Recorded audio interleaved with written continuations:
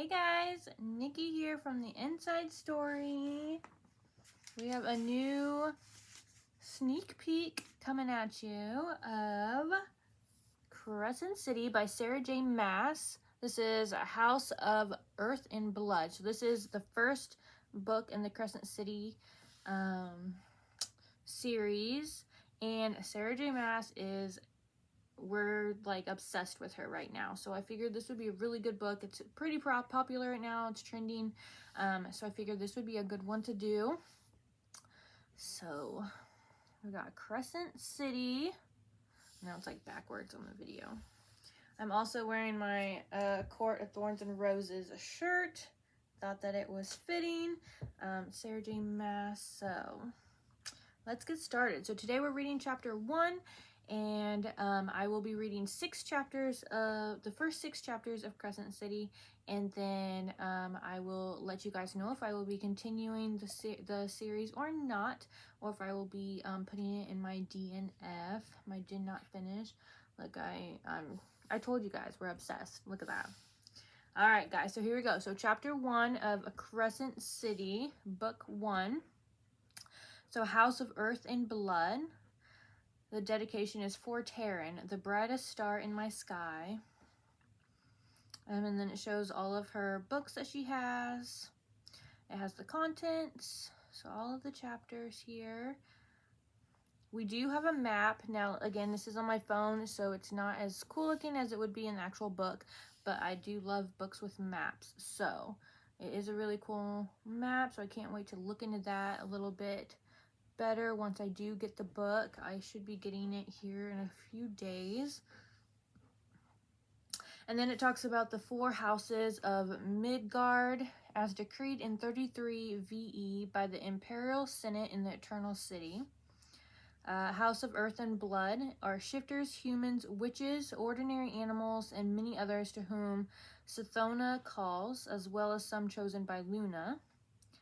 House of Sky and Breath is Malachim, or angels, fae, elementals, sprites, and those who are blessed by Solus, along with some favored by Luna. House of Many Waters, the river spirits, myrrh, water beasts, nymphs, kelpies, nox, and others watched over by Oginas. House of Flame and Shadow, demonici, reapers, wraiths, vampires, draki, dragons, necromancers, and many wicked and unnamed things that even Earth herself cannot see. Sprites were kicked out of their house as a result of their participation in the fall and are now considered lowers, though many of them refuse to accept this. So I wonder if we're going to have a book for each house. So this is kind of cool to see what each of the houses are. All right. Part 1, The Hollow. There was a wolf at the gallery door, which meant it must be Thursday, which meant Bryce had to be really goddamned tired if she relied on Danica's comings and goings to figure out what day it was. The heavy metal door to Griffin Antiquities thudded with the impact of the wolf's fist, a fist that Bryce knew ended in metallic purple painted nails in dire need of a manicure. A heartbeat later, a female voice barked, half muffled through the steel.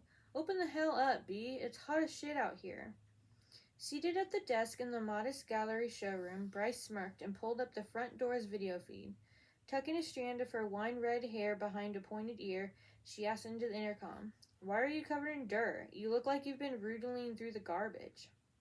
"What the fuck does roodling mean?" Danica hopped from foot to foot, sweat gleaming on her brow. She wiped at it with a filthy hand, smearing the black liquid splattered there. "You'd know if you ever picked up a book, Danica." Glad for the break in what had been a morning of tedious research, Bryce smiled as she rose from the desk. With no exterior windows, the gallery's extensive surveillance equipment served as her only warning of who stood behind its thick walls.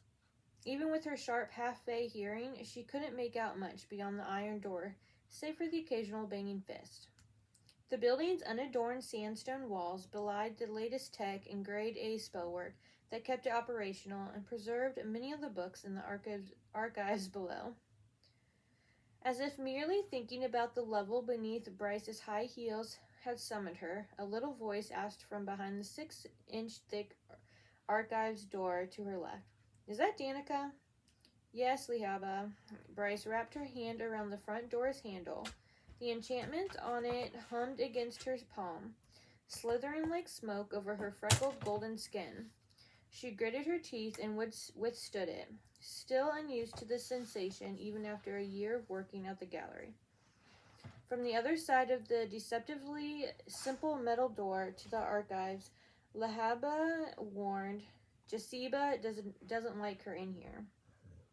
"You don't like her in here," Bryce amended, her amber eyes narrowing toward the archives door and the tiny fire sprite she knew was hovering, just on the other side, eavesdropping as she always did whenever someone stood out front. "Go back to work."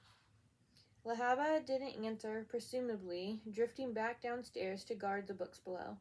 Rolling her eyes, Bryce yanked open the front door, getting a face full of heat so dry it threatened to suck the life from her. And summer had only just begun. Danica didn't just look like she'd been riddling through the garbage, she smelled like it too. Wisps of her silvery blonde hair, normally a straight silken sheet, curled from her tight long braid, the streaks of amethyst, sapphire, and rose splattered with some dark, oily substance that reeked of metal and ammonia.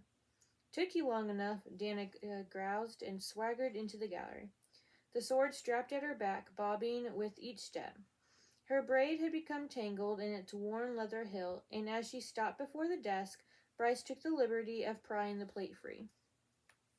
She'd barely untangled it before Danica's slim fingers were unbuckling the straps that kept the sword sheathed across her worn leather motorcycle jacket. "I need to dump this here for a few hours," she said, pulling the sword off her back and aiming for the supply closet hidden behind a wooden panel across the showroom. Bryce leaned against the lip of her desk and crossed her arms, fingers brushing against the stretchy black fabric of her skin-tight dress. "Your gym bag's already stinking up the place. Jaziba's due back later this afternoon. She'll throw your shit in the dumpster again if it's still here." It was the mildest hell Jaziba Roga could unleash if provoked. A 400-year-old enchantress who'd been born a witch and defected, Jaziba had joined the House of Flame and Shadow and now answered only to the Underking himself. Flame and Shadow suited her well. She possessed an arsenal of spells to rival any sorcerer or necromancer in the darkest of the houses. She'd been known to change people into animals when irritated enough. Bryce had never dared ask if the small animals in the dozen tanks and terrariums had always been animals. And Bryce tried never to irritate her, not that there were any safe sides when the Vanir were involved. Even the least powerful of the Vanir, a group that covered every being on Midgard aside from humans and ordinary animals, could be deadly. "I'll get it later," Danica promised, pushing on the hidden panel to spring it open. Bryce had warned her 3 times now that the showroom supply closet wasn't her personal locker. Yet Danica always countered that the gallery, located in the heart of the old square, was more centrally located than the Wolf's Den over in Moonwood, and that was that. The supply closet opened and Danica waved a hand in front of her face. "My gym bag's stinking up the place?" With a black boot, she towed the sagging duffel that held Bryce's dance gear, currently wedged between the mop and bucket. "When the fuck did you last wash those clothes?" Bryce wrinkled her nose at the reek of old shoes and sweated clothing that wafted out. Right, she'd forgotten to bring home the leotard and tights to wash after a lunchtime class 2 days ago. Mostly thanks to Danica sending her a video of a heap of mirthroot on their kitchen counter, music already blasting from the beat-up boombox by the windows, along with the command to hurry home quick. Bryce had obeyed, and they'd smoked enough that there was a good chance Bryce had still been high yesterday morning when she'd stumbled into work. There was really no other explanation for why it had taken 10 minutes to type out a 2-sentence email that day, letter by letter. "Never mind that," Bryce said. "I have a bone to pick with you." Danica rearranged the crap in the closet to make space for her own. "I told you I was sorry I ate your leftover noodles. I'll buy you more tonight." "It's not that, dumbass. Though again, fuck you. That was my lunch for today." Danica chuckled.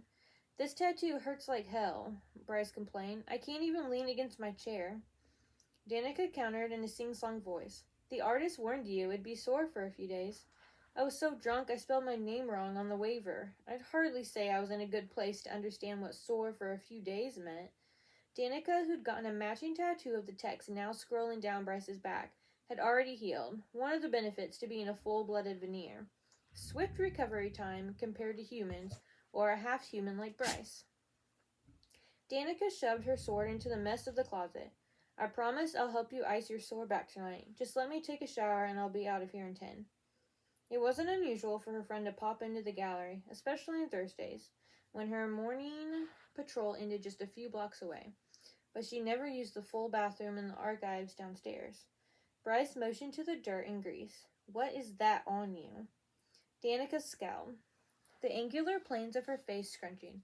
I had to break up a fight between a satyr and a night stalker. She bared her white teeth at the black substance crusting her hands. Guess which one spewed its juices onto me? Bryce snorted and gestured to the archives door. Shower's yours. There are some clean clothes in the bottom drawer of the desk down there. Danica's filthy fingers began pulling the handle of the archives door. Her jaw tightened, the older tattoo on her neck, the horned, grinning wolf that served as the sigil for the pack of devils, rippling with tension. Not from the effort, Bryce realized as she noted Danica's stiff back. Bryce glanced to the supply closet, which Danica had not bothered to shut. The sword famed both in the city and far beyond it. Leaned against the push broom and mop, its ancient leather scabbard nearly obscured by the full container of gasoline used to fuel the electric generator out back. Bryce had always wondered why Jaziba bothered with an old-fashioned generator until the city-wide first light outage last week. When the power had failed, only the generator had kept the mechanical locks in place during the looting that followed, when creeps had rushed in from the meat market, bombarding the gallery's front door with counterspells to break through the enchantments. But Danica ditching the sword in the office, Danica needing to take a shower, her stiff back. Bryce asked, "You've got a meeting with the city heads?" In the 5 years since they'd met as freshmen at Crescent City University, Bryce could count on one hand the number of times Danica had been called in for a meeting with the 7 people important enough to merit a shower and change of clothes. Even while delivering reports to Danica's grandfather, the prime of the Valbarian wolves, and to Sabine, her mother, Danica usually wore that leather jacket, jeans, and whatever vintage band t-shirt wasn't dirty. Of course, it pissed off Sabine into no end, but everything about Danica and Bryce pissed off the alpha of the Scythe Moonpack, chief among the shifter units in the city's auxiliary. It didn't matter that Sabine was the prime apparent of the Valbarian wolves and had been her aging father's heir for centuries, or that Danica was officially second in line to the title. Not when whispers had swirled for years that Danica should be tapped to be the prime apparent, bypassing her mother. Not when the old wolf had given his granddaughter their family's heirloom sword after centuries of promising it to Sabine only upon his death. The blade had called to Danica on her 18th birthday like a howl on a moonlit night. The prime had said to explain his unexpected decision. Sabine had never forgotten that humiliation, especially when Danica carried the blade nearly everywhere, especially in front of her mother. Danica paused in the gaping archway atop the green-carpeted steps that led down to the archives beneath the gallery, where the true treasures in this place lay, guarded by Lahaba day and night. It was the real reason why Danica, who'd been a history major at CCU, liked to drop by so often, just to browse the ancient art and books, despite Bryce's teasing about her reading habits. Danica turned, her caramel eyes shuddered. Philip Briggs is being released today. Bryce started, "What?" "They're letting him go on some goddamn technicality. Someone fucked up the paperwork, and we're getting the full update in the meeting." She clenched her slim jaw, the glow from the first lights in the glass sconces along the stairwell bouncing off her dirty hair. "It's so fucked up." Bryce's stomach churned. The human rebellion remained confined to the northern reaches of Pingera, the sprawling territory across the Haldron Sea, but Philip Briggs had done his best to bring it over to Valbera. You and the pack busted him right in his little rebel bomb lab, though. Danica tapped her booted foot on the green carpet.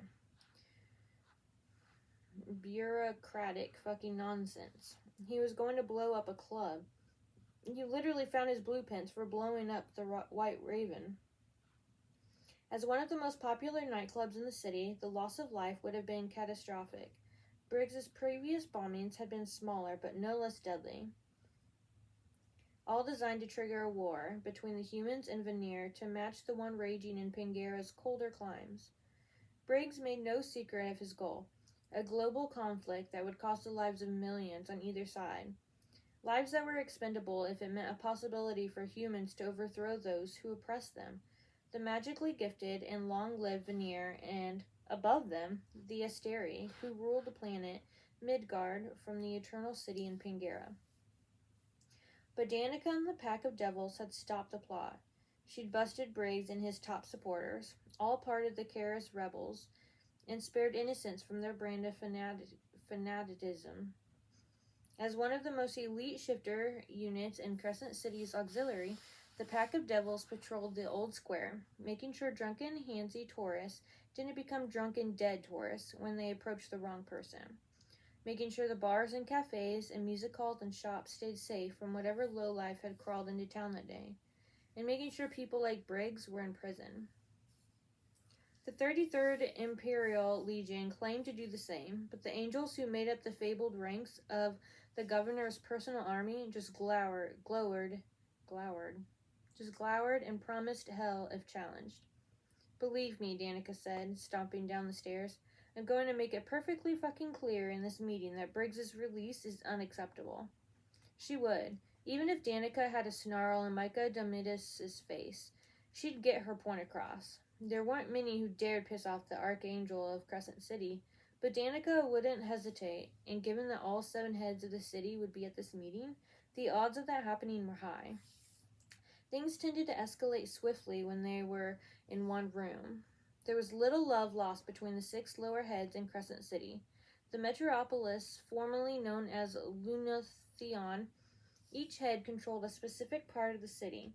The Prime of the Wolves in Moonwood, the Fey Autumn King in 5 Roses, the Under King in the Bone Quarter, the Viper Queen in the Meat Market, the Oracle in the Old Square, and the River Queen, who very rarely made an appearance, representing the House of Many Waters in her blue court far beneath the Astros River's turquoise surface.